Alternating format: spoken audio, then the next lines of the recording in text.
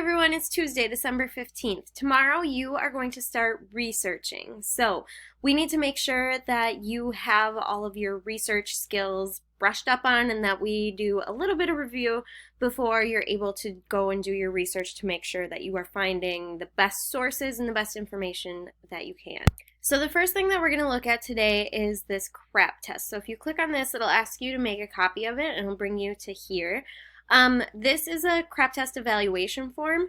As you research, I want you guys to go through and answer the questions about your websites to make sure that the information that you're getting from these websites is actually reliable and credible and that you're not getting information from a source that should maybe be ignored. So if you need to, go through and watch the CRAP video again. If you haven't done it in the first place, go watch that quickly so that you can make sure that you're getting all the information that you need. The next thing you'll need to do is do this note card review. So Mr. Ron made a video for you. It's not very long.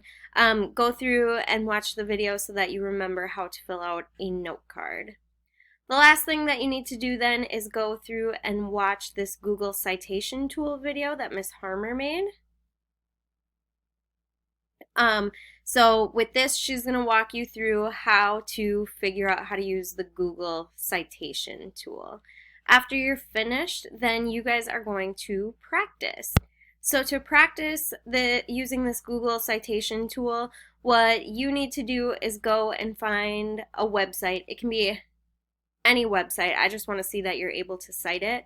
Go find a website and then you need to put together a Google citation using Google Citation tool.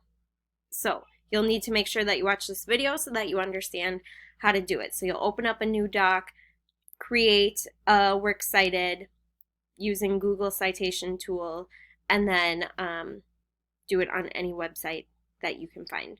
And then drop boxes are on Schoology. That'll be due at the end of the hour. Have a good day and let me know if you have any questions.